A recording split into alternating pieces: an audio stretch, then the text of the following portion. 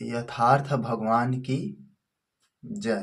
संपूर्ण पाक पवित्र आत्माओं को प्रणाम। संपूर्ण जागरूक नागरिकों को सलाम। यथार्थ सद्मार्गदर्शन अंतर्वाणी यूट्यूब चैनल में आपका हार्दिक नहीं आत्मिक स्वागत है।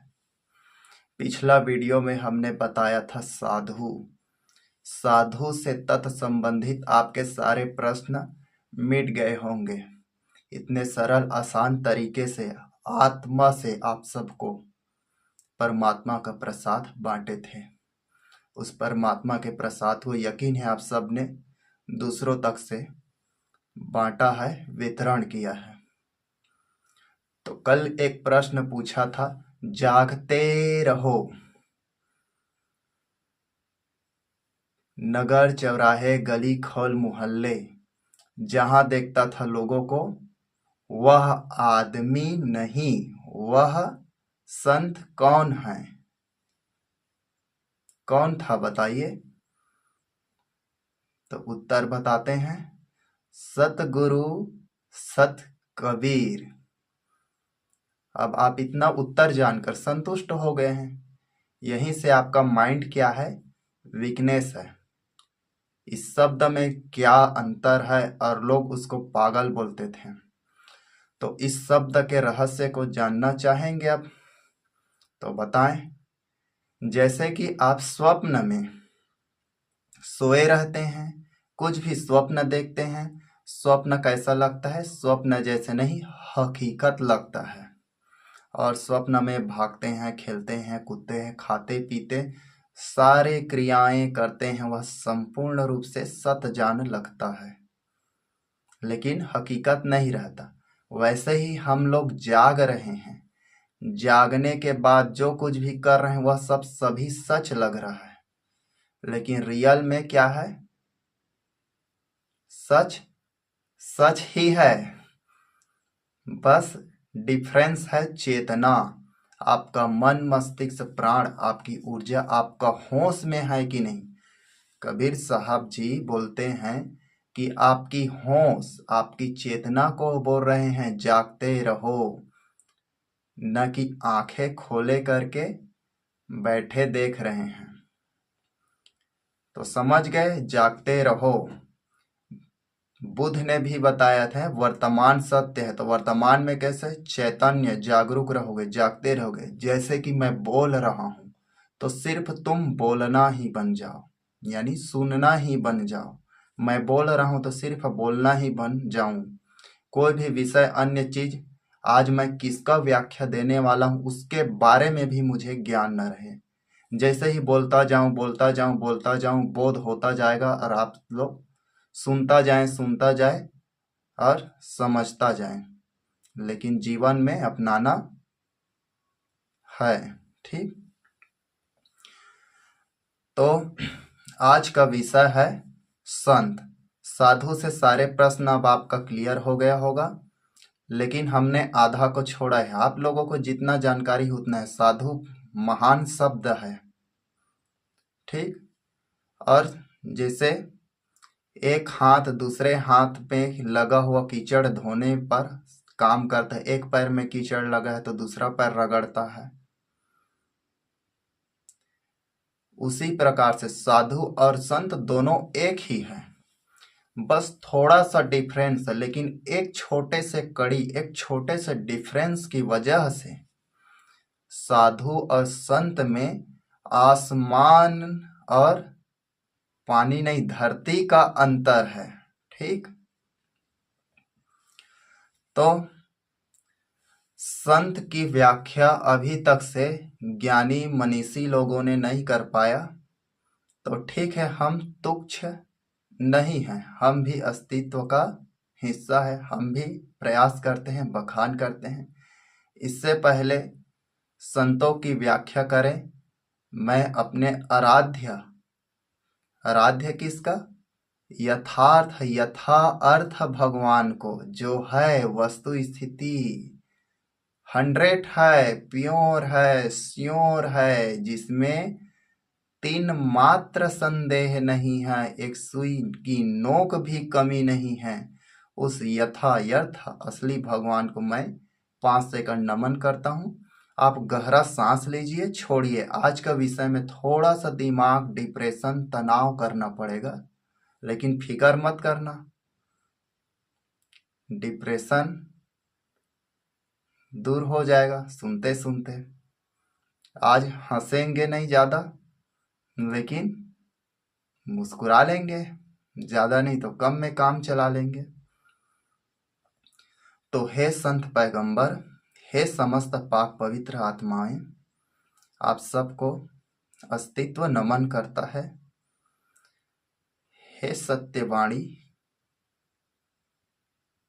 हे यथार्थ भगवान, मेरे वाणी, तन, मन, प्राण, रोम प्रतिरोम, अंग प्रत्यंग, चेतना, जागृति, कण कण, संपूर्ण अस्तित्व, श्वास प्रवास, सभी चीजों में आकर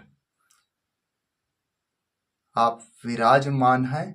प्रकट हो, प्रवाह हो। हे प्रवाहमय ऊर्जा, प्रकट हो। तो चलो, संत की व्याख्या करने से पहले मैं जो अमोघ मंत्र पढ़ता हूँ, उस अमोघ मंत्र आप नोट कर लीजिए, या श्रवण करके इस मंत्र को, परमात्मा के प्रसाद को पूरे पृथ्वी पर बांटिए। ये कोई भी धर्मशास्त्री, प्रपंच शास्त्री, किसी भी प्रकार से क्या ओंगी पोंगी लोगों से नहीं मिलने वाला है ना। तो मंत्र है, हे सत्य नाम, हे सत्य शक्ति, हे सत्य ईश्वर, मैं आपकी शरण में हूँ। मेरे सकल कारज आपको समर्पण करता हूँ। हे सत्य नाम, हे सत्य शक्ति, हे सत्य गुरु। हे सत्य नाम, हे सत्य शक्ति, हे सत्य गुरु। ये 3 अक्षर का मंत्र, कोई भी जादू टोना तंत्र मंत्र कारण कसरा माय मथुना सारे दुनिया आपके एक तरफ हो जाए। अब इस मंत्र के महत्व को केवल भारत भर में 2-4 संस्था के जो कबीर ज्ञान से संबंधित है वही समझ पाएंगे। वो भी 50%, 100% नहीं समझ पाएगा। और जो 100% समझ गया है, तो आज तक हो गया। गुरु तो ढूंढ रहे थे, शरीरधारी गुरु, वास्तविक गुरु तो मिल गया है। शरीरधारी गुरु भी मिल जाए तो शरीर भी क्या होता है, पावन और शुद्ध हो जाता है। ठीक, तो 50% उत्तर कोई भी दे देगा कमेंट में, तो हम उनका शरण आ जाएंगे, उनको गुरु बना लेंगे। तो पूरे भारत भर के चैलेंज है कि सत्य नाम सत्य सत्य गुरु का हमें व्याख्या बता दीजिए। झूठा साबित नहीं करेंगे, जो रहेगा स्वीकार कर लेंगे। तो कौन कौन दे सकता है? जो कबीर पंथ से जुड़ा है, विशेष करके पारखी कबीर पंथ से, जो नानक देव संस्था या संप्रदाय से जुड़े हैं, सिख धर्म से, वो दे सकता है, क्योंकि नानक देव के वाणी, उनके पुस्तकों में इनका उल्लेख बिल्कुल होगा नहीं है, जहां तक से मुझे ज्ञान और बोध हो रहा है। घासीदास के और बहुत सारे संत हैं। तो इस प्रकार से आज का विषय लंबा है, तो आगे बढ़ते हैं, चलते हैं। तो संत, साधु और संत से हम लोग साधारणता क्या समझते हैं? जो गेरुए रंग का वस्त्र पहनते हैं, माला मुंदरी टीका टाका, टिकली खुंदरी नथनी, गजरा मोहरा, और क्या आजू बाजू कंकड़ कक्कड़, एरिंग बेरिंग ट्रेडमार्क एक मार्ग, समस्त प्रकार से सुसज्जित चारू मारू विशिष्ट, ऐसे को हम लोग साधारणतः साधु समझ जाते हैं। जो घोल गली में भीख मांगते हैं, नगर चौराहे में भिक्षामदेही बोलते हैं, जो घर द्वार त्याग देते हैं, जो भगोड़े होते हैं, जो लोग प्रपंच में फंसे होते हैं, इन सब को भी हम लोग साधु मान लेते हैं। दाढ़ी मूछ वाले को भी साधु मान लेते हैं। तो चलो संत की ओर जाते हैं। संत की उत्पत्ति के बारे में दो सिद्धांत है। पहला, संत स का अर्थ बताया गया है सत्य, और अंत का मतलब है अंतःकरण। तो जो सत्य को अंतःकरण मतलब हृदय मन आत्मा में समाहित कर ले, सत्य को अंतःकरण में स्थापित कर ले, या सत्य का बोध कर ले अंतःकरण से, उसे हम संत कहते हैं। दूसरा भाषा लैटिन शब्द से है सैंक्टस। सैंक्टस का अर्थ होता है पवित्र। तो इंग्लिश में सैंक्टस शब्द से उत्पन्न हुआ है सेंट या संत। तो सेंट है, उसको क्या बोलते हैं? संत बोलते हैं। अब दोनों में कौन सही कौन गलत? हिंदू और ईसाई में हमेशा जिद होता है कि सेंट शब्द से संत बना है, या संत अंग्रेजी का है, और ये बोलते हैं संत हमारे वेद पुराणों में है। तो हम क्लेम दावा तो नहीं करेंगे, क्योंकि यहाँ बोलने का अधिकार नहीं है। यहाँ चाटुकार लोग बहुत सफल होते हैं, और सही बोलते हैं उनको क्या है? रोड़ा पड़ते हैं। तो संविधान हमें हक देता है, तो संविधान भगवान की जय। जो कानून है समस्त नागरिकों को हक देता है विचार एवं अभिव्यक्ति का अधिकार। दूसरा, हमारे समाज भी, देश भी और नागरिक भी हमें हक देता है बोलने का। मतलब आप लोग हमें हक दे रहे हैं बोलने का, आप लोगों को प्रणाम। तीसरा, उस परम अस्तित्व जो आज और अभी का समय, जो हवा हमें साथ दे रहा है, जो अग्नि हमें साथ दे रहा है, जो यूट्यूब साथ दे रहा है, हमारे सामने मोबाइल स्टैंड में मोबाइल का कैमरा है वो साथ दे रहा है, अभी का वर्तमान समय साथ दे रहा है, संपूर्ण ये जमीन साथ दे रहा है, ये मिट्टी का घर साथ दे रहा है, आसमान साथ दे रहा है, पानी साथ दे रहा है, ये विद्युत का प्रवाह लाइट साथ दे रहा है। इस वक्त कोई हमें परेशान नहीं कर रहा है। दिन भर फोन आता है, फोन नहीं कर रहे हैं, वो लोग भी हमारा क्या साथ दे रहा है। तो इस साथ देने वाले संपूर्ण परमात्मा के अस्तित्व को भी प्रणाम। तो संत का उल्लेख विद्वान कहेंगे तो गलत होगा। तो जो शास्त्री यानी शास्त्रों से ज्ञान अर्जन किए हैं, वो चोंगा पोंगा जो भी लगाए हैं, तो उन सारे लोगों का अधिकतर मत पढ़े हैं, देखे हैं, सुने हैं। कई लोग बचपन में बहुत ज्यादा भक्ति लाइन में थे तो प्रवचन भी सुने हैं। तो संत शब्द कहीं वेद पुराण शास्त्रों में नहीं लिखा है, उन लोगों का बताया है, मेरा नहीं है। कई लोग बताते हैं, और लेकिन अधिकतर लोग संत शब्द वेद शास्त्र से नहीं है। यह मध्यकालीन भारत में सत और शांत शब्द के अपभ्रंश से बना है, ऐसा बताया जाता है। सत और शांत के अपभ्रंश, उसी का व्यवस्थित रूप क्या है? संत है। एक विशाल चौरसिया है जो झूठे झूठे कहानी को सत्य साबित करने के लिए उनका पूरा टीम वर्क है, पूरा बिजनेस कर रहा है सनातन धर्म के नाम पर।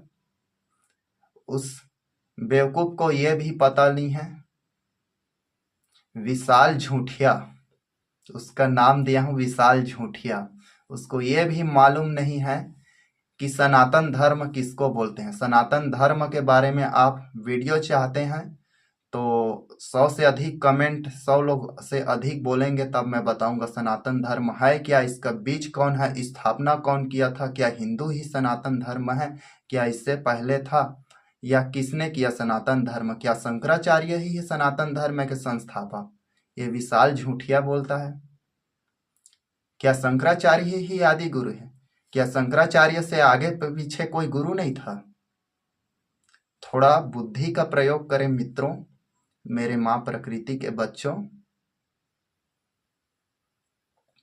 ऐसे घटिया यूट्यूब को मत देखना जो हर चीज को साबित करेगा। कल विशाल झूठिया ये बोलेगा दुनिया को बच्चे होने का विधि हमने दिया, बोलेगा, उसे भी मान लेना। हाँ हाँ हाँ, ये तो वेद शास्त्र में लिखा था। सावधान, खबरदार, ठीक, अलर्ट अलर्ट। दूसरा, सेंट, इसका उल्लेख भारत में ही हुआ है, इसमें दो मत का बात नहीं है, लेकिन अंग्रेजी में ही हुआ है। जैसे कि उर्दू, मुसलमान और हिंदू दोनों इस देश में राज किए तो क्या शब्द बना? हिंदी भाषा। उसी प्रकार से मॉन्क या शेख के नाम से तो पहले से अन्य देशों में संत होते थे, न कि हिंदू के पुराण में लिखा है तो यहाँ संत है, ऐसा बात नहीं। अन्य सभ्यता संस्कृति में भी संत थे, तभी मानव जाति का विकास हुआ है, केवल भारत में ही नहीं। भले उसका उल्लेख, प्रमाण, लिखित या कोई कम विकसित हो या कोई ज्यादा, इससे आपको पक्षपात नहीं करना चाहिए। तो 13वीं से 17वीं शताब्दी के बीच में सेंट शब्द भक्ति काल के समय में हुआ था, और पहली बार भारत के ईसाई संत देवासहायम पल्लई, ठीक, इसी को 1775 इकाई के पास फ्रांसिस, वेटिकन सिटी शायद, यहाँ पर इसको पहला बार संत से ईसाई लोग नवाजे थे। भारत का पहला संत यही था, किसमें? ईसाई धर्म में। तो मैं ज्यादा सेंट शब्द की उत्पत्ति इंडो आर्यन इंडो यूरोपियन शब्द से बना है। ये दो भाषाओं के मेल, दो संस्कृति के बीच से। तो हिंदू लोग शायद ऐसे किए होंगे कि स का अर्थ तो 100 प्रकार से निकाले। जैसे कि अभी मैं इसको झूठला सकता हूँ, स का मतलब सत्य और अंत का मतलब अंत, जो सत्य में अंत हो जाए उसे संत कहते हैं। लेकिन ऐसा नहीं होता है। तो जो एक बात बोलता है वो ज्यादा सच होता है, जो 100 प्रकार से बात बोलता है उसको ज्यादा गलत बोलता है। मैं गलत नहीं ठहरा रहा हूँ, इस प्रकार से होता है। अब संत के महिमा के बारे में चलो चलते हैं। यह शास्त्रों में और हिंदुस्तान के बारे में है। तो संत सतरूपी परम तत्व या चेतना को पहचान जाते हैं, इस प्रकार से बता रहे हैं व्याख्या। बिल्कुल गलत। सतरूपी तत्व या चेतना को, ईश्वर को पहचान जाते हैं, तो पहचानते नहीं हैं, प्रकट हो जाता है या बोध हो जाता है, बोल सकते हैं। दूसरा बोल रहा है संत का मतलब ईश्वर को भक्ति करना। गलत। ईश्वर का भक्ति करोगे तो कैसे संत होगे यार?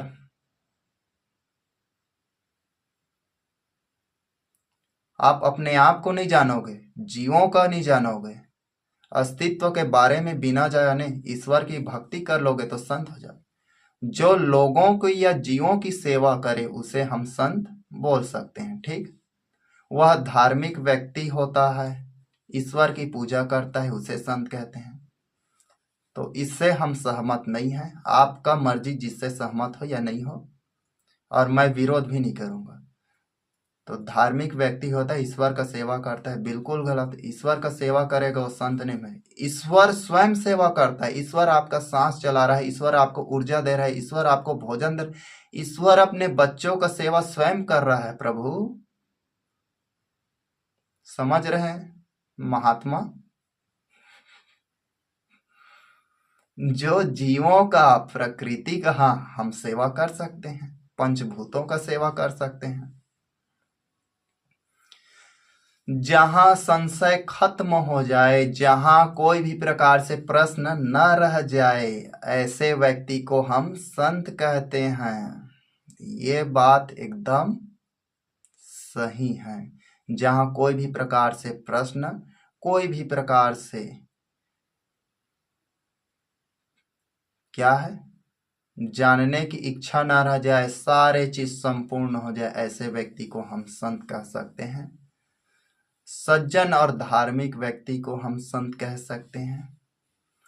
संत का स्वभाव सरल, सीधा, सादगी पूर्ण एवं आनंदमय, मंगलमय होता है। ऐसे व्यक्ति को हम संत कह सकते हैं। जो ईश्वर की निष्पक्ष भाव से सेवा करता है उसे हम संत नहीं कहेंगे। इस प्रकार से शास्त्रों में बताया है। ईश्वर की फिर सेवा करेगा, ईश्वर की सेवा, ईश्वर हमारा सेवा स्वयं करता है, मालिक, ठीक, चैतन्य प्रभु ईश्वर हमारा सेवा खुद करता है। हम प्रकृति का सेवा कर सकते हैं, जीवों का सेवा कर सकते हैं, असहायों और कमजोरों का सेवा कर सकते हैं। या इसे हम इस प्रकार से बोल सकते हैं, जो व्यक्ति निष्पक्ष भाव से लोगों की सेवा करता है उसे हम संत कह सकते हैं। और इस प्रकार से शास्त्रों में व्याख्या है, जो शांत हो गया हो, यानी जो शांत हो उसे संत कहते हैं। बिल्कुल एकदम 100% सही। जो शांत और स्थिर हो गए उसे हम संत कहते हैं। इसमें क्या है, किसी भी प्रकार के राग द्वेष नहीं रहे, उसे हम शांत कहते हैं। संत सदाचारी व सर्वहितकारी होते हैं, सबका हित करते हैं, सबकी सेवा करते हैं। और जो ब्रह्मचारी संत होते हैं, ये नहीं कि शादी नहीं किए है, या किसी को देखता नहीं है, या किसी के छाया से गुजरता नहीं है, इस प्रकार को ब्रह्मचारी नहीं कहते। ब्रह्मचर्य के बारे में एक लंबा विषय बनाएंगे। आप लोगों के जीवन के साथ खिलवाड़ हो रहा है, ब्रह्मचर्य का पालन करो, ब्रह्मचर्य का पालन करो, ऐसा है वैसा है, बिल्कुल गलत। कितने दिनों तक से ब्रह्मचर्य रहना चाहिए, कितने अवस्था से, अरे खान पान कैसे होना चाहिए, किस प्रकार से अपने माइंड को कंट्रोल कर सकें, दिमाग के 3 पार्ट्स है उसको कैसे नियंत्रण में करना है, किस प्रकार से ऊर्जा आए, उस ऊर्जा को किस ऊर्जा में कन्वर्ट करना है, इसके बारे में एक लंबा विषय। इस देश में सबसे बड़ा पाखंड ब्रह्मचर्य के नाम से पड़ा है। तो ठीक है, अस्तित्व हमारा सांस चलाएगा तब तक तुम लोगों का साथ देंगे, ठीक। जब तक ये गर्दन रहेगा तब तक मेरा हाथ सब लोगों के साथ में रहेगा। तो जो ब्रह्मचर्य संत है वह साक्षात ईश्वर का रूप है, ठीक। एक पवित्र और ईश्वरीय व्यक्ति होता है संत, ठीक। ईसाई धर्म में जो जीसस यीशु मसीह को समर्पित कर देता है उसे हम संत कहते हैं। यहाँ पर हम पूरी सहमत नहीं है, आधा सहमत है। यीशु मसीह संत था, यीशु मसीह के आदर्शों पर आप चलोगे तो आप संत हैं। लेकिन जो यीशु मसीह को नहीं जानता है और वो सत्कर्म करता है तो उसे हम संत नहीं कह सकते क्या? उसे भी संत कहेंगे। यीशु मसीह से पहले ईसाई धर्म में कोई संत नहीं हुआ होगा, लेकिन यीशु मसीह क्या है, प्रमाणित है और अंतिम है। इससे पहले ईसाई धर्म में कोई इससे ज्यादा बेहतर अभी तक से क्या है, कोई अपना पुख्ता नहीं खड़ा किया है, समझो। तो सरल साधारण भाषाओं में आप लोगों याद रखें, सज्जन व्यक्ति को संत कहेंगे जो वास्तविक हो। आप में से भी हो सकता है जो वास्तविक, मैं भी हो सकता हूं ना। तो जो वास्तविक हो, जो शांत हो उसे हम संत कहेंगे। जो सार हो, क्या हो? सार। सार मायने मुख्य, जहां पर कुछ भी तिल मात्र कुछ न अन्य बेईमानी हो। जो सत्य हो, ऐसे आदमी को हम क्या कहेंगे? संत कहेंगे। जैसे कई लोगों को नहीं बोलते सत्यवादी, हाँ, जो सत्य वचन बोलता है उसे भी हम संत कह सकते हैं। अब संत का पहचान, तो आप लोग पहले जो धारणा था, सिद्धांत था, विचार था, उन सब को किस में डाल दो? गटर में। नहीं। अब संत का पहचान, तो संत के पास कोई भी जीव जाता है तो उसको क्या है? आत्म जागृति का बोध होता है। जिसे मैं संत हूंगा ना, तो मेरा आप वीडियो देख रहे हैं, यदि संत का कुछ मात्रा गुण होगा, उस मात्रा से आपको आत्म जागृति, एक हैप्पीनेस, खुशी और कुछ ज्ञान का बोध होने लगेगा। हम अपने को नहीं बोल रहे हैं, संत बहुत बड़ा महिमात्मा शब्द है। तो संत के पास कोई भी जाता है तो उसको आत्म जागृति, आत्मबोध होने लगता है। जैसे आप कुछ गलती किए हैं वो भी आता है। कई लोग मेरे पास आते हैं तो गलत उनके बारे में देखता हूं तो वो बोलते हैं कि हमारे बारे में गलत ना जान जाए, गलत ना जान जाए। मैं उनके अच्छाई को देखना चाहता हूं तो वो बोलते हैं हमारे गलत ना जान जाए, तो इसलिए उसका गलत भी दिखाई देने लगता है। तो गलत आए या सही आए जो भी है, लेकिन संत के पास जो आएगा उसको क्या है? सत का प्रभाव मिलेगा ही मिलेगा। चंदन और सांप वाला कहानी सुने हैं? चंदन अपना सांप के भुजंग के लिपटे रहने से क्या है? अपना गुण कभी नहीं खोता। किसने बोला? सदगुरु सत कबीर। उसी प्रकार से संत अपना व्यवहार, अपना गुण आचरण कभी भी नहीं खोता। संत के आचरण, गुण, व्यवहार देखकर आप जान जाएंगे। संत के गुण, आचरण, व्यवहार से पहचाना जा सकता है। और ढोंग पाखंड करे तो फंसा भी जा सकता है। क्यों? वो आपसे ज्यादा चतुर चालाक रहेगा तो फंसेंगे। जैसे कि मेरे पहले आप लोग फंसे थे, अब इसके बाद आपके माँ प्रकृति का लाडला है तो आप फंसेंगे कैसे यार?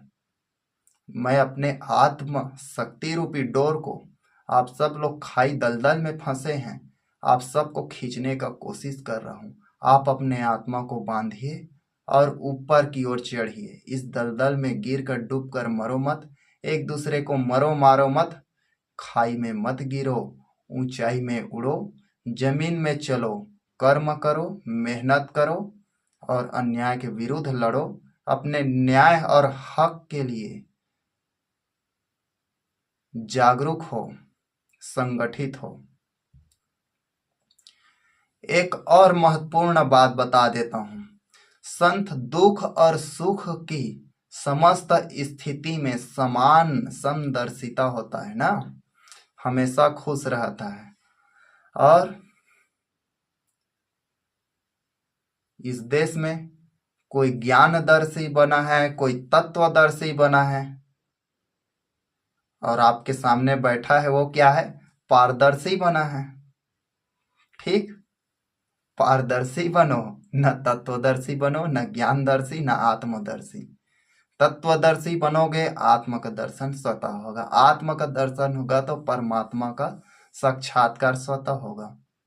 मेरे पास लोग बोलते हैं भगवान को देखना है, एक ही प्रार्थना है, रोते हैं, आंसू गिरता रहता है, और मैं हंसता हूं।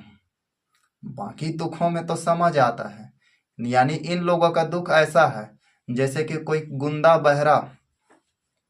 बहरा किसी को दुख सुना रहा है, आदमी समझ नहीं रहा है, हंस रहा है। अब उनकी भावना और संवेदना को वो जाने।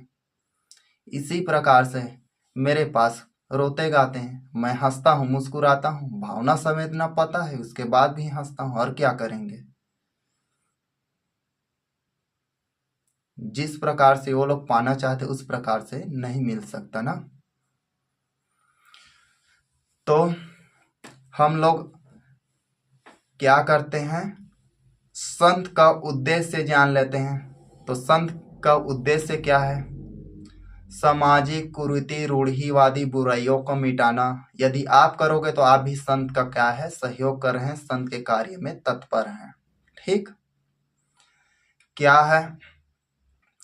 समाज को पथ में प्रदर्शन करना, दिशा निर्देश देना, हिंसा से मुक्ति दिलाना, मारकाट करने से दूर करना, दूसरों की सेवा करना, समस्त जीवों के आत्मा में परमात्मा समान रूप से देखना, लोगों में राग द्वेष काम क्रोध घृणा मोह माया इत्यादि समस्त प्रकार के विकृतियों को दूर करना, अत्याचारियों को क्या है, बोध कराना या सिखलाना।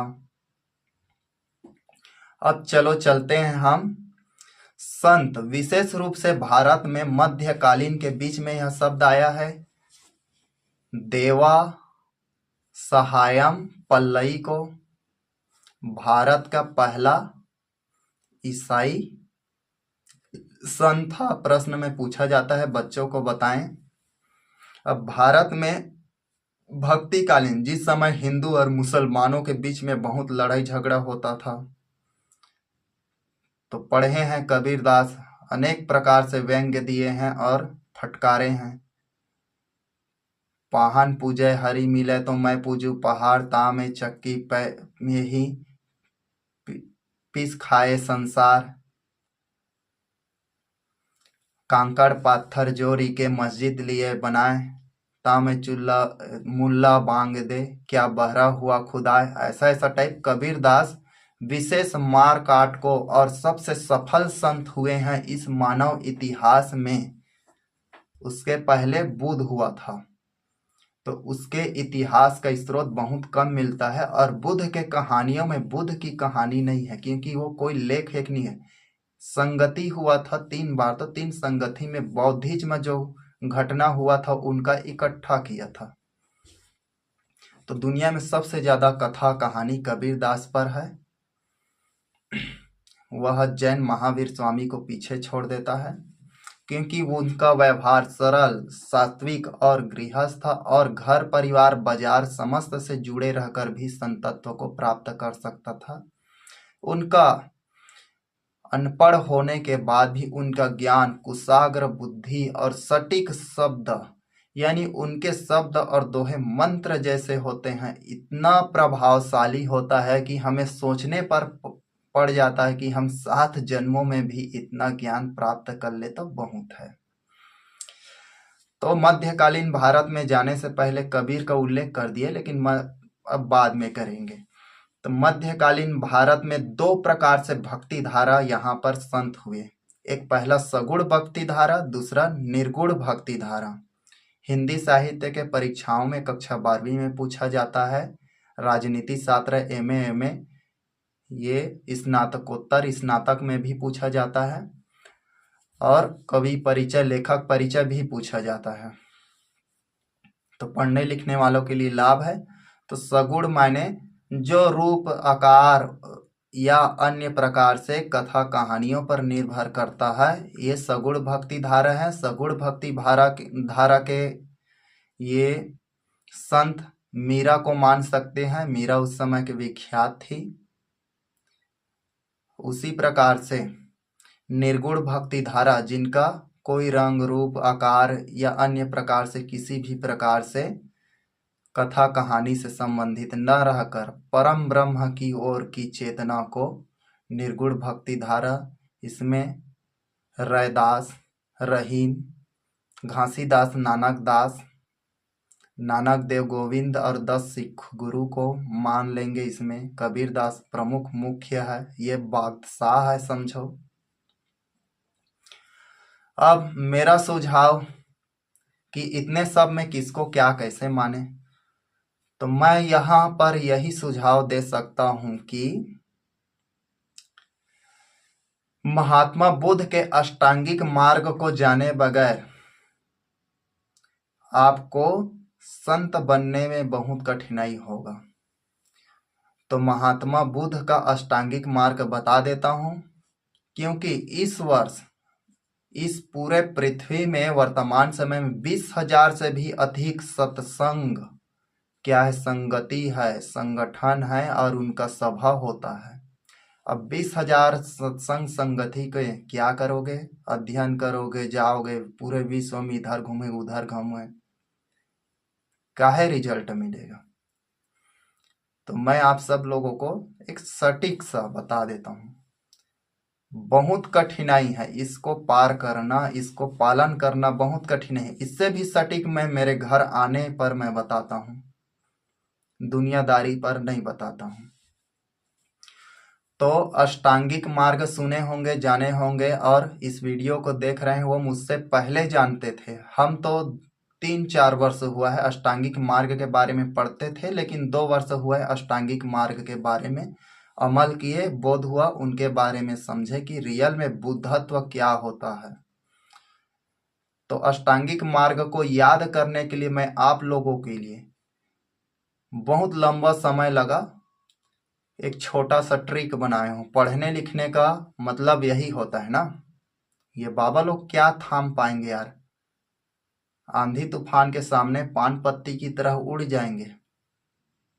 इन लोगों में बस है क्या, पुस्तक इनके हाथ से हटा दो, फिर कटोरा के सिवाय कुछ नहीं कर पाएंगे ये लोग।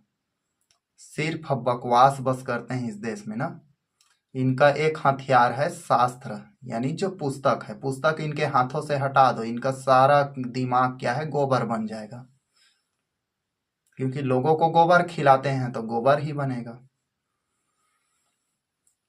गोबर किस स्थिति में खाया जाता है, कुछ विशेष बीमारी, हम गोबर से औषधि के बारे में बताएंगे। ऐसा बात नहीं है कि गोबर से नहीं। गधे का मूत्र, गधे का दूध, घोड़े का मूत्र, घोड़े का हड्डी, बहुत सारे चीज औषधि गुण के लाभ होते हैं, लेकिन कोई देवी देवता प्रकार से नहीं होते हैं। ठीक, हाँ, दवाई क्या है, दिव्य तरीका से, अलौकिक तरीका से कार्य करता है, इसलिए हम उसको दैवी की उपाधि देते हैं, ना कि ऐसा विधि है कि इसमें ये है वो है। तो अष्टांगिक मार्ग देखो, ये मंत्र के समान है ना। आपकी आत्मा से मैं ट्रिक बनाता हूं, भले एक दिन लग जाए ट्रिक बनाने में, लेकिन आपका अंतरंग आत्मा एक बार सुनो और जीवन भर याद हो जाए। तो बुद्ध का अष्टांगिक मार्ग एक बार सुनो, गहरा सांस लो और सीधा चित्त में, आपके हृदय में छाप लो। 10 वक्र आओ इसमह इसमह। इसमह माने थ था थी थू थू थे थे थो थो थन था, मतलब 12 खड़ी के किसी भी काल में हो सकता है, विशेष रूप के भूतकाल को। तो जो आपके शरीर में 10 कुंडली है वक्र, तो आपके शरीर में 10 कुंडली है वक्र, तो 10 वक्र आओ, जो था तुम वो आ जाओ। इसमह इसमह, इसमह माने था। 10 वक्र आओ इसमह इसमह। 10 से सम्यक दृष्टि, स से सम्यक संकल्प, व से सम्यक वचन, क्र से सम्यक कर्म या कर्तव्य, कर्म भी बोल सकते हैं, कर्तव्य भी बोल सकते हैं। ठीक, आ से सम्यक आजीविका, व से सम्यक व्यायाम। अब व्यायाम मतलब ये कसरत वाला व्यायाम नहीं, सम्यक प्रयास, स्पष्ट शुद्ध साफ प्रयास करना। पेड़ में पानी देना है और दूसरे जगह दोगे तो फले फूलेगा, पेड़ मर जाएगा। तो सम्यक प्रयास और सम्यक स्मृति। आपका जैसा दिमाग है, जैसा विचार है, सम्यक दृष्टि से, स्पष्ट दृष्टि से। और 8वां है सम्यक समाधि। समाधि, इन 8 के बारे में बुद्ध का उल्लेख करेंगे आगे वीडियो में। विस्तार से बताएंगे, नहीं तो संत का वीडियो लंबा हो जाएगा, हम इतना लंबा फैलाना नहीं चाहें। और इसके बाद ठट्ठा ठिठोली भी करना है, ही हाँ हाँ हाँ, ठीक। तो चलो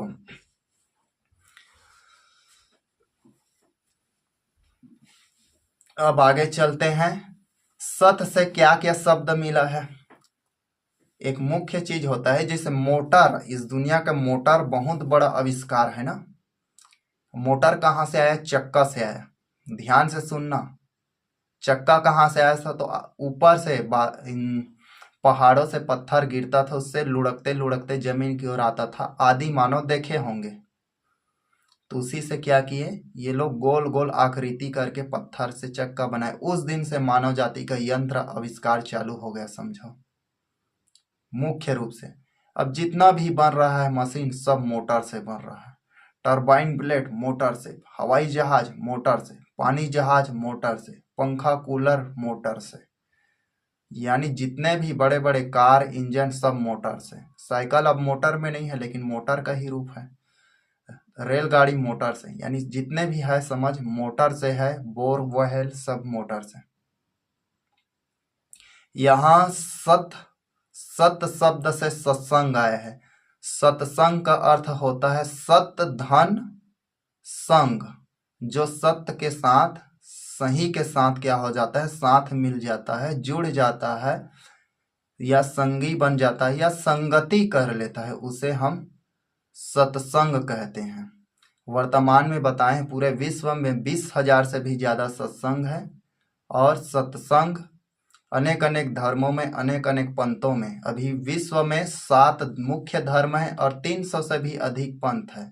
और 300 पंथों के बाद और जाओगे तो 30,000 से उप पंथ होंगे।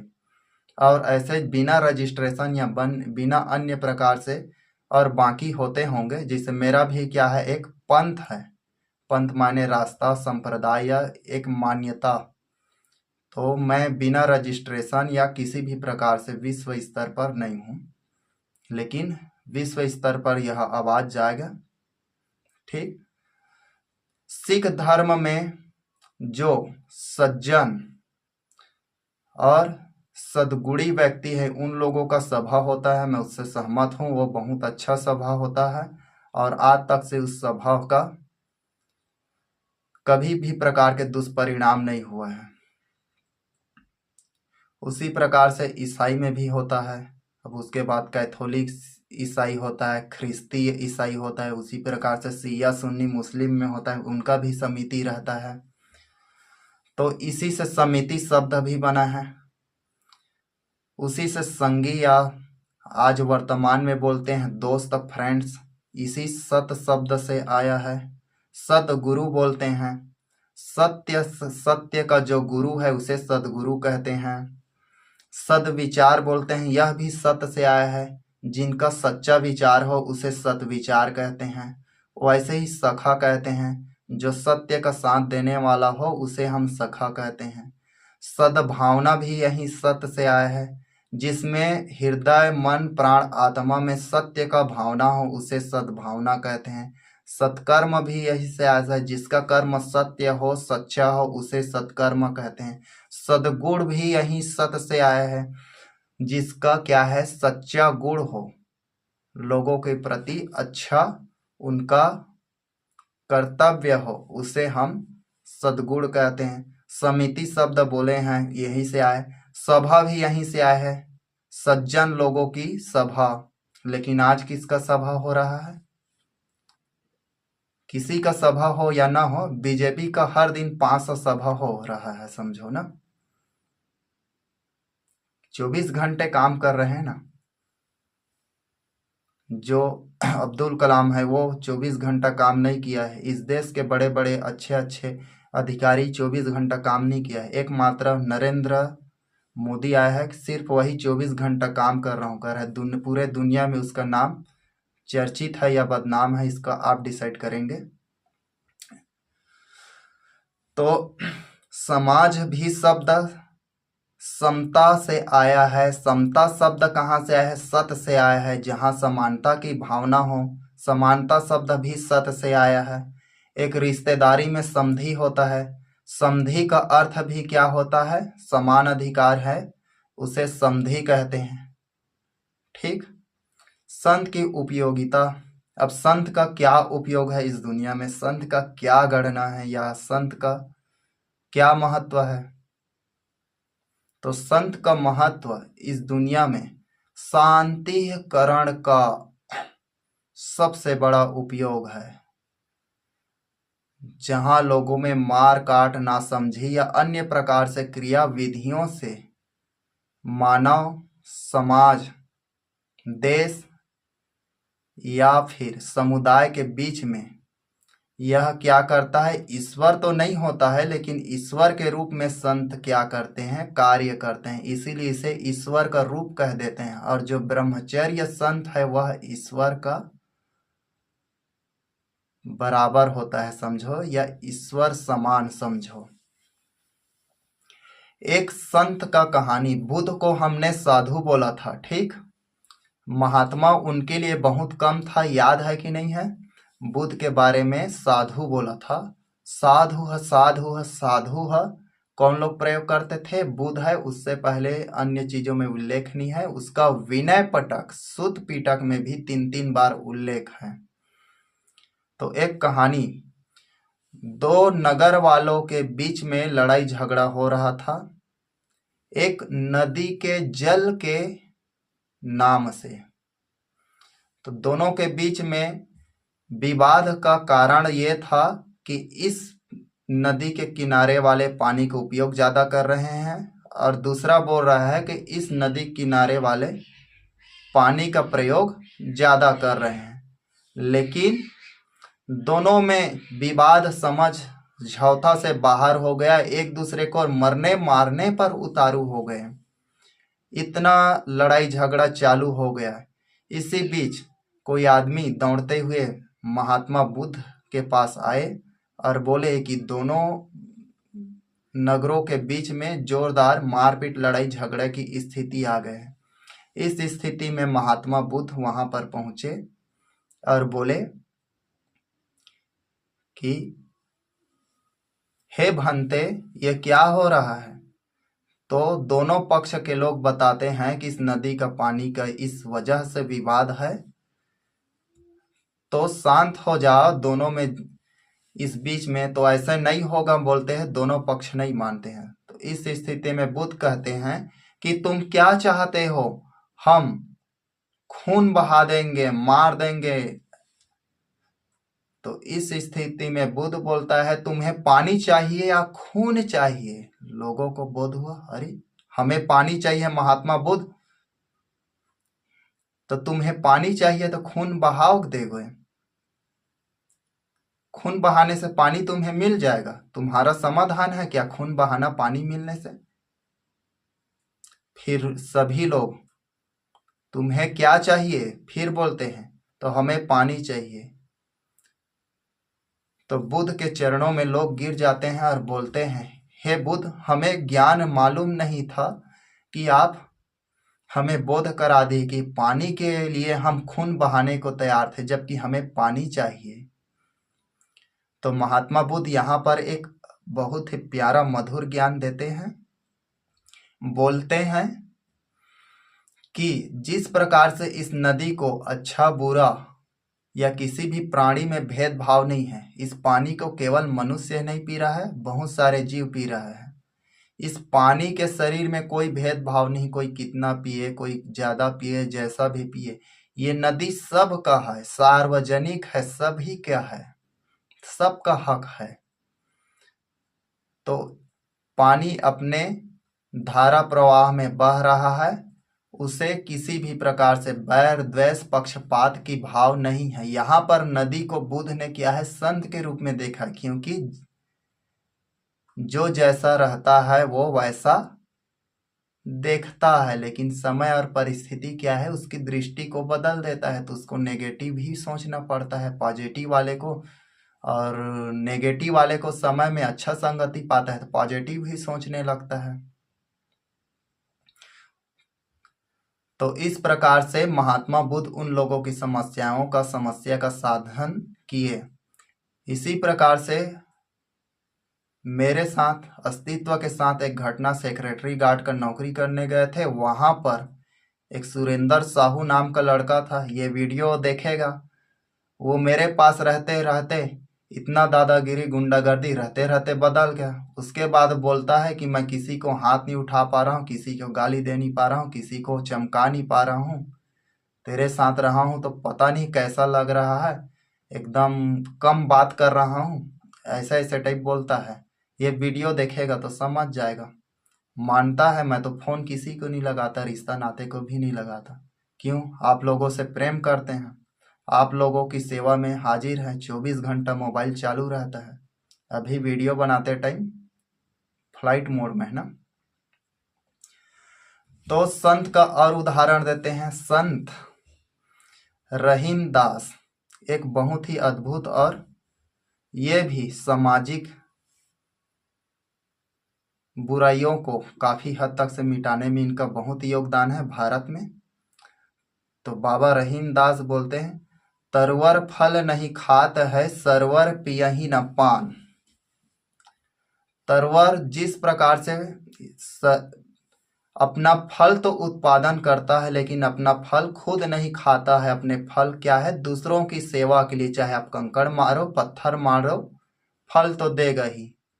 चाहे पेड़ में एक फल भी लगा रहे तो उसे भी झाड़ दो तो फिर भी नाराज या बद्दुआ नहीं देता। उसी प्रकार से सरवर पियहि न पान, सरवर अपना पानी खुद नहीं पीता, वह दूसरों की सेवा या दूसरों का प्यास बुझाता है। उसी प्रकार से कहा ही रहीम दास जी बोलते हैं कि जो सज्जन होते हैं वह संपत्ति धन अर्जन तो करते हैं, लेकिन उस संपत्ति का उपयोग अपने लिए नहीं करता है, वह दूसरों या जरूरतमंदों के लिए इसका उपयोग करता है। और इस प्रकार से सज्जन वर्तमान समय में अधिकतर ईसाई और सिखों तो कम जानता हूँ, वो लोग तो भारत देश का मुकुट है समझो। भारत माता का मुकुट कौन है? सिख है। और ईसाइयों को मैं लगभग 5-6 लोगों को देखा। जितना बेईमान हिंदू लोग हैं उससे वह लाख गुना बेहतर है। वो लोग पैसा इतना कम ज्यादा कमाएंगे, उसके बाद भी क्या कर लेंगे, अपने आधे से भी ज्यादा को दान दे देते हैं। कई लोगों को देखे हैं। उसके साथ साथ में उनके घर में कई ईसाई लोगों के साथ में घर में कुछ लेकर जाओगे तो खाली हाथ नहीं भेजता है, कुछ देने का प्रयास करता है। सीआईएसएफ में मेरे मामा और मौसी का लड़का है, वहाँ एक ईसाई सर है। तो ये अन्य हिंदू वर्ग के हैं सर लोग, बकरा मछली अछली पकवाते हैं, खाते हैं, किसी के घर से दूध मंगाते हैं, उसके बाद वो हमेशा के लिए फंस जाता है, तुम्हारे घर का दूध अच्छा है, ऐसा है वैसा है, ज़्यादा मिठास है, और लाना, फिर चाय पत्ती लाओ, शक्कर लाओ, चाय बनाओ, ये करो, अरे यार बिस्किट लाओ। ऐसे रंग रंग का ढकोसला करते हैं, ठक ठक कर खाते हैं। लेकिन वहां पर एक ईसाई सर है उन लोगों का, एक दिन दूध लेकर चले गए। तो उसके बदले में ये वो फल फूल दिए। उसके बारे में इन लोगों को जानकारी हुआ तो उसके बारे में जानने की कोशिश किया, तो वो उनका शादी भी नहीं हुआ है और संपत्ति और शादी करने का विशेष उसका भी उद्देश्य नहीं था। करेगा कि नहीं उसको वो जाने। तो अपने कमाई का 90% किसी को स्वेटर वस्त्र या कपड़ा या लोगों के लिए ईंट पत्थर गिरा देते हैं। लोगों को ठेस पड़ेगा, लेकिन मुझे कोई पक्षपात या अन्य चीजों से मतलब नहीं है। यानी उसका दान है वो सही जगह जा रहा है, जीवों की सेवा में जा रहा है। तो इसी प्रकार से रामायण में संतों का हम टीका किए हैं, उसका व्याख्या किए हैं, प्रवचन किए हैं। तो रामायण में संतों की महिमा इतना ज्यादा, यानी राम का जो गुरु है, उनके आचार्य है, महंत है, पुरोहित है, प्रजापति है, केवल उनकी वंदना सेवा, यानी इतना सबसे ज्यादा साधु संतों का वर्णन रामायण में सबसे ज्यादा मुझे ज्ञात है। इससे ज्यादा दुनिया में किसी भी में इसका व्याख्या नहीं किया गया है। तुलसीदास ने रचना किया है नहीं किया है वो बात अलग है, लेकिन रामायण में केवल गुरुओं का महिमा सबसे ज्यादा है। राम का चरित्र तो ठीक है, ज्यों है जैसा है। उसी प्रकार से अब आप बोलेंगे कि जो भक्ति धारा में थे, तो जो ईश्वर की भक्ति में थे, तल्लीन थे, उससे लोगों का क्या हित हुआ? तो मैं उन लोगों के बारे में बोलना निरर्थक समझता हूँ। तुकाराम, नाम देव या फिर अन्य प्रकार से संत हैं, मैं जो समाज की सेवा किए हैं उन लोगों को मैं कर सकता हूँ। जैसे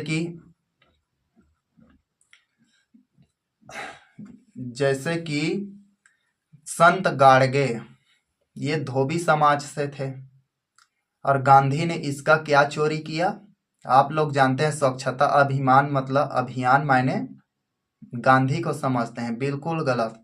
स्वच्छता अभियान का श्रेय संत गाड़गे को है, लेकिन धोबी समाज के लोग गांधी को मानेंगे। क्यों? जिसका नाम उजागर करेगा देश का आदमी, वही तो होगा। जैसे इस देश का वास्तविक राष्ट्रपिता कौन है? ज्योतिबा फुले, लेकिन उपाधि किसको मिला है राष्ट्रपिता? गांधी को। क्यों? गांधी के चाहने वालों के हाथ में शासन और सत्ता था, और ज्योतिबा फुले जो इस देश के लिए किया है, वो भगवान भी नहीं कर सकता था ऐसा काम। कौन किया है? ज्योतिबा फुले। तो हाँ, राष्ट्र पितामह कौन है? ज्योतिबा फुले।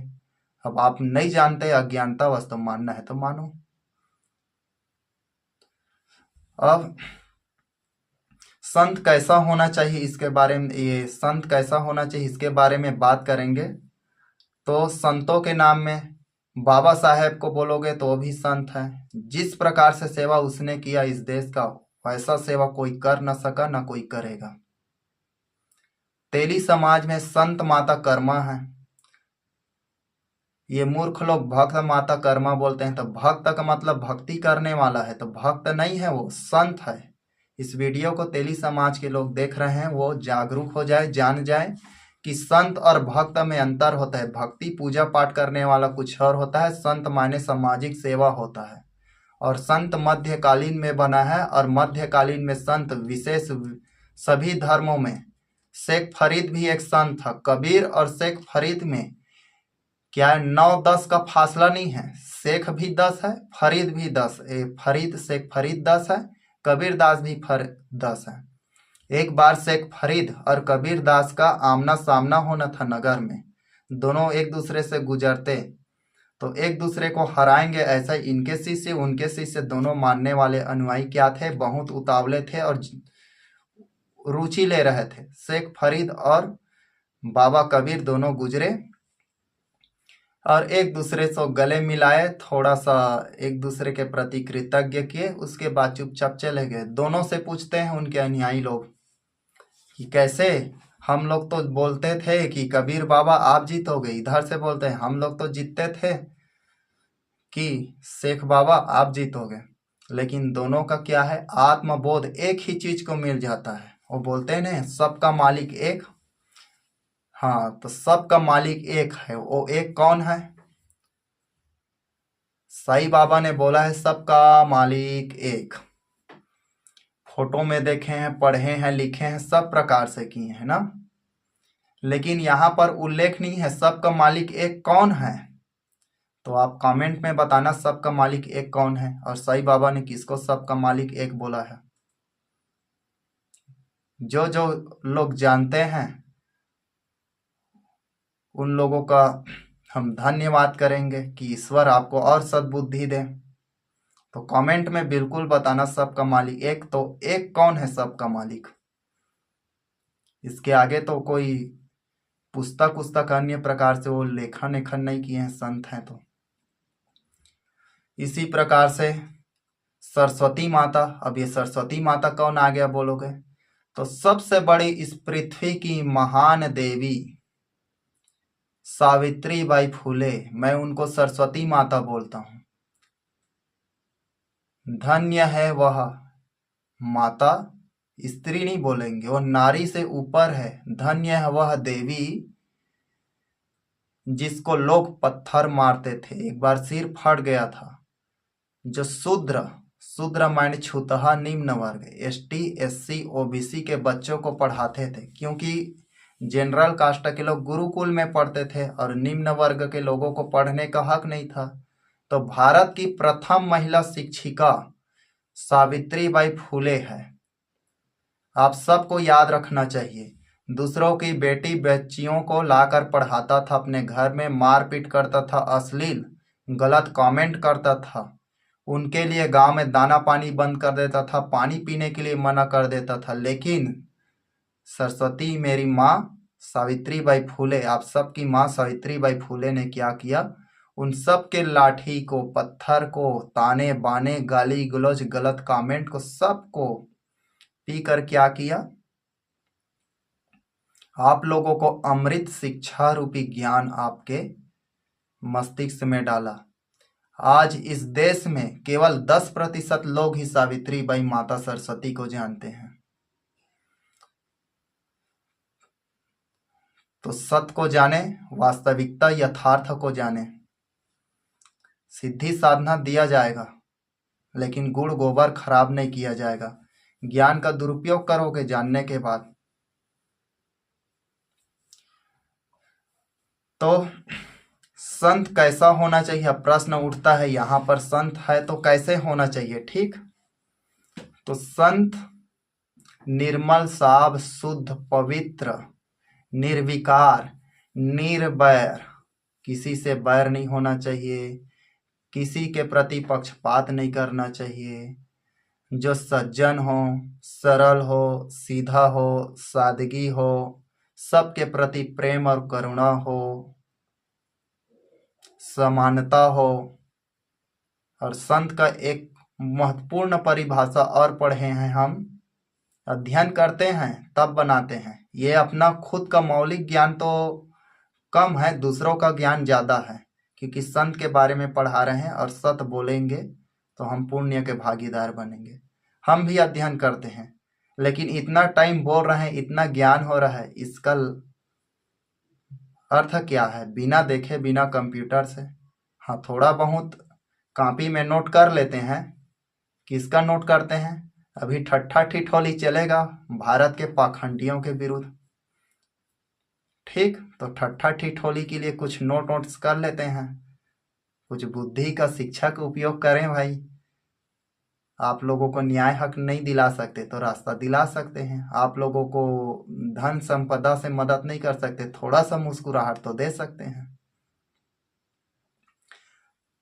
तो संत में एक प्रकार से ईश्वर देखना चाहिए। किसमें? सच्चे संत में। तो सच्चे संत का हमने परिचय बताया है, और बहुत सारे हैं। जुनैद है, जुनैद के बारे में भी बताते हैं। संतों के बारे में आपको देखना है तो वीडियो बनाएंगे। आप लोग कमेंट करना किस किस संतों के बारे में बनाना है वीडियो, लेकिन कुछ समय आप लोगों को दिया जाएगा, और हर 11वां वीडियो में एक अमोघ मंत्र दिया जाएगा, जो सबको बांटना है, सबको प्रचार करना है, सबको बताना है। क्योंकि यह जो आत्मा से प्रकट मंत्र है, केवल नेकी पाक पुण्य या आत्माओं को लगेगा, गलत कार्यों में ये काम होगा ही नहीं। मैं इस प्रकार से संकल्प होकर प्रदान करूंगा बाकी मंत्र।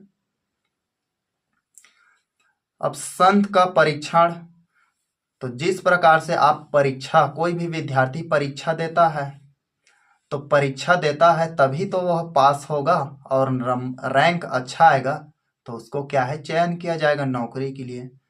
तो हमारे ख्याल से संतों का क्या होना चाहिए? नार्को टेस्ट होना चाहिए, फिजियो टेस्ट होना चाहिए, लाई डिटेक्टर टेस्ट होना चाहिए। इस वीडियो को बाबा लोग देखेंगे तो बाम हो जाएगा। यदि हमें कोई संत मानता है तो हमारा भी इस प्रकार से नार्को, फिजियो और क्या लाई डिटेक्टर टेस्ट होना चाहिए कि हम संत है कि नहीं है। और दुनिया में जितने भी संत हैं, हम उनको चैलेंज भी करते हैं कि आप संत हो तो प्रमाण करके बताएं। अभी वर्तमान समय में पूरे भारत भर में 3 मुख्य संतों का नाम आता है। अब मैं बोल रहा हूं तो वो संत है मत मान लेना, अपने बुद्धि तर्क ज्ञान का उपयोग करें और उनको जाने। तो पहला, विश्व में सबसे ज्यादा नाम है और विशेष करके भारत के लोग बहुत ज्यादा प्रभावित हो रहे हैं, उस व्यक्ति का नाम है रामपाल जी महाराज। दूसरा नाम है स्वामी अवधेशानंद गिरी महाराज और तीसरा नाम है स्वामी राधा स्वामी। अब यहाँ रामपाल के भक्त हैं वो लोग भी वीडियो देखेंगे, क्योंकि यह वीडियो विश्व ज्ञान के स्तर पर आधारित है, न कि एक छोटे से समूह या मेरे शिष्य साधकगण इतने तक से ही नहीं रुकेगा। आप खुद इसको शेयर करें बगैर आप नहीं रह पाएंगे। हमें आप लोगों पर, अपने पर नहीं, हमें आप लोगों पर पूरा विश्वास है और इस परमात्मा के अमृत प्रसाद को सबको आपको बांटना है, प्रसार करना है। ठीक, जितना जल्द हो, जितना लाभार्थी हो, सबके पास पहुंचना चाहिए। तो रामपाल के बारे में आजकल बहुत विवाद है। रामपाल को क्या संत मानना चाहिए या नहीं मानना चाहिए? तो स्वामी रामपाल जी को क्या बोलते हैं? तत्वदर्शी। ठीक, वर्तमान समय में। अब वो जाने, वो लोग जाने, हम तो कमेंट नहीं कर सकते भाई। उनका बहुत ही बड़ा बैकग्राउंड पावर है। दूसरा बात है, हमसे अनुभव और ज्ञान में बहुत ऊंचा है। उनका जीवन क्या है? शास्त्रों, और उनके पास एक अमृत ज्ञान है। अमृत ज्ञान क्या है? सदगुरु कबीर का ज्ञान है। इसलिए हम क्या है, रामपाल का खंडन नहीं कर सकते। अवधेशानंद का क्या है, खंडित कर सकते हैं, अन्य को खंडित कर सकते हैं। उनके पास कबीर, जिनके पास कबीर का ज्ञान है, उसको दुनिया में कोई तर्क और बुद्धि से हरा नहीं सकता, चाहे आप कितना भी विज्ञान जो भी सीख लें। मैं किसी का तारीफ और बड़ाई, मैं उनको जानता नहीं हूँ, मेरे पास आता है, कई लोग बोलते हैं, जुड़ने के लिए भी बोलते हैं या अन्य प्रकार से, तो हम क्या है, स्वतंत्र हैं भाई। जो हमें मिल गया बिना जुड़े, स्वतः माँ प्रकृति ने दिया, जो कुदरत है उसने दिया, तो जुड़ने का जरूरत नहीं। हाँ, यदि समय पड़ता है तो ज्ञान का आदान प्रदान करना चाहिए। हम अभी एक ज्ञान दे रहे हैं, आप लोग हमसे मिलेंगे तो आप लोगों को 100 ज्ञान देंगे। 100 ज्ञान में कोई आदमी के पास ऐसा भी ज्ञान होगा जो हमें एक भी ज्ञान मिल जाए तो हमारा ज्ञान कितना हो गया? 101 प्लस हो गया। तो ज्ञान बांटने से बढ़ता है। ठीक, इसके बाद धड़ाधड़ अच्छा वीडियो, अच्छा मंत्र वाला डालेंगे। अभी हम लोगों का क्या है, रैम तैयार हो रहा है, समझो, बेस तैयार हो रहा है, न्यू। अब हम लोग किस पर जाते हैं? मार्केटिंग बाबा। लेकिन मार्केटिंग बाबाओं के बारे में जानने के पहले इस देश के कथाकथित शास्त्रों में, पुराणों, कथा कहानियों में, और जितने भी पढ़े लिखे शास्त्रीय ज्ञानी लोग बने हैं, शास्त्रीय ज्ञानी ना, शास्त्र के ज्ञानी लोग, आत्मज्ञानी लोग नहीं, तो मैं बहुत सारे इस देश में कथावाचक या अन्य लोगों का वीडियो बकवास सुनने का आदत है। क्यों? क्योंकि कल हमें वही बोलेगा, साधु का मतलब क्या जानते हो, शास्त्रों से क्या जानते हो? तो हम तो साधु का मतलब जान रहे हैं, अरे हमारा कर्म साधु है और तुम्हारा ज्ञान का बस साधु है। ज्ञान का भी साधु नहीं, शास्त्र का साधु।